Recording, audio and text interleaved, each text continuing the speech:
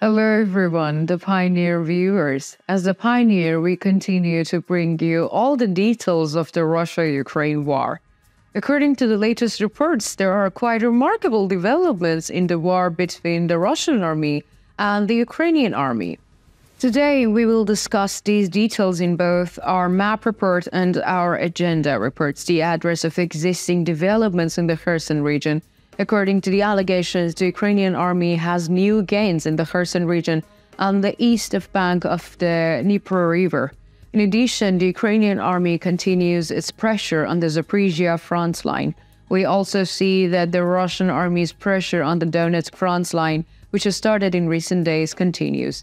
Both armies have determined this front line for themselves and are carrying out their attacks. So what is the latest situation on the front line?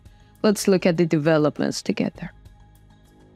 As the Pioneer, we report and present to you the latest information on the Russia-Ukraine field on a daily basis. Don't forget to subscribe to our channel and turn on notifications so as not to miss our daily map reports and reports ID agenda. You can also support us by using the super thanks button below the video and support me and my team who has made a great effort to prepare the reports. Let's start if you're ready. The Pioneer reports.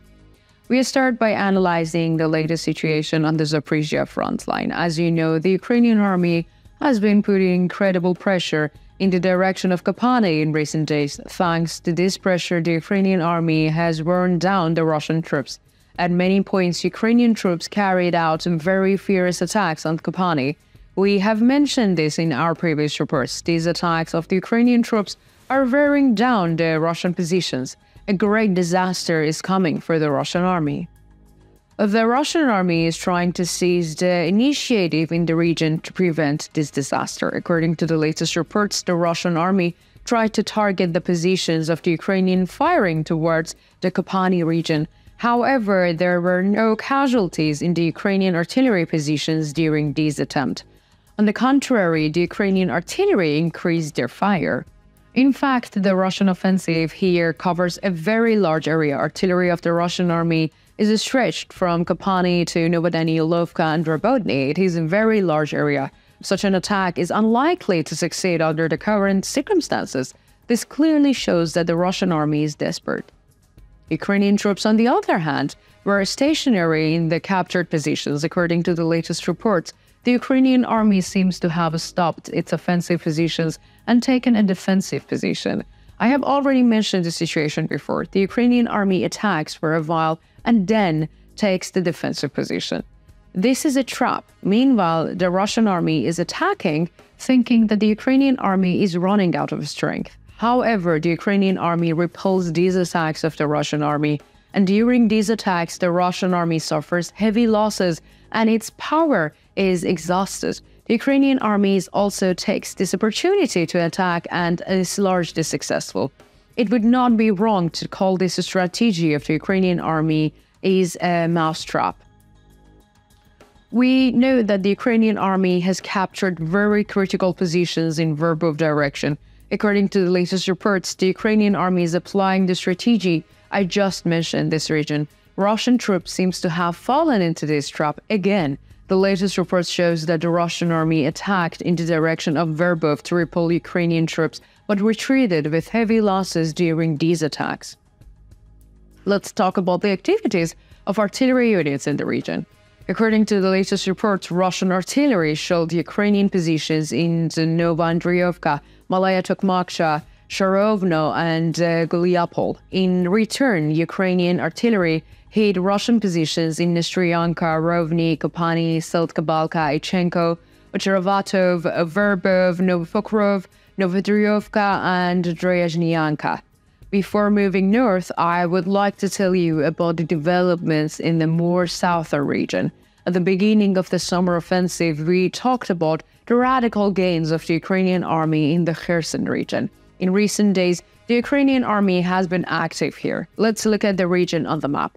I have already mentioned that the Ukrainian army has gained important bridgeheads on the eastern bank of Dnieper River.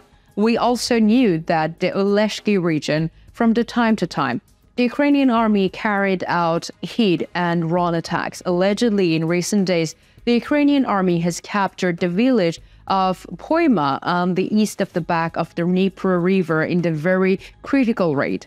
Developments regarding Poima have not been yet confirmed. However, we still share this with you as a small anecdote. We will discuss these developments on the issue in more details in our report on the agenda. In addition, if it is confirmed that the village is under the control of the Ukrainian army, I will share with you my possible predictions about the future of the region in our next map report. Now we continue by analyzing the latest developments on the Donetsk front line. As you know, there is an increasing offensive activity of the Russian army in this region in recent days. We see that this attack activity is quite aggressive. However, this aggressiveness does not seem to work very well because the Russian army has not achieved the successes it's expected despite its violent and aggressive attacks. Ukrainian defense forces are still performing a very critical task against the attacks power of the Russian army. Thanks to this critical task, Russian troops cannot advance. According to the latest reports, Russian forces supported by artillery and aircraft have managed to expand their areas of control by very small amounts near Pervomaisk and Severnoye. There were also an attempt by Russian army to expand the areas of control in the Stepnoy region. However, this attempt was successfully thwarted by a Ukrainian army.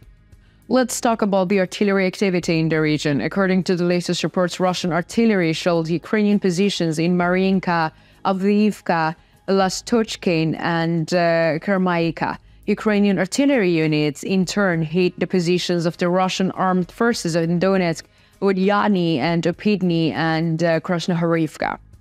Now we continue by analyzing the latest situation on the Bakhmut front line. About a month ago, the Ukrainian army achieved a critical success in Klishchivka and Andriivka, south of Bakhmut city center. With this success, the Russian army was pushed back. As you know, the Russian army was organizing successive attacks to end Ukrainian domination in the region. According to the latest reports, the attacks continued on the last day of the war. There is a tactical retreat of the Ukrainian army in the region northeast of Klishchivka. However, the Ukrainian armed forces still dominate the region. Russian infantry attacks in other areas were successfully repelled by Ukrainian defense forces. Let's talk about the artillery activity in the region. According to the latest reports, Russian artillery units are shelling Ukrainian positions in Andriivka, Klishchivka, Ivanivsky, Chasovy, and Yaorikhovo-Vasiliivka. Ukrainian artillery units are targeting positions of the Russian armed forces in Ozarynivka, Kordomuivka, and Bakhmut city center. What do you think?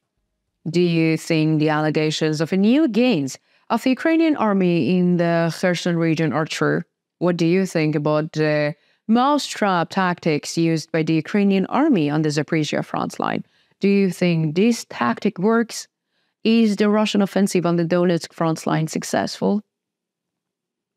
Let me know in the comments. I read and care about all your comments.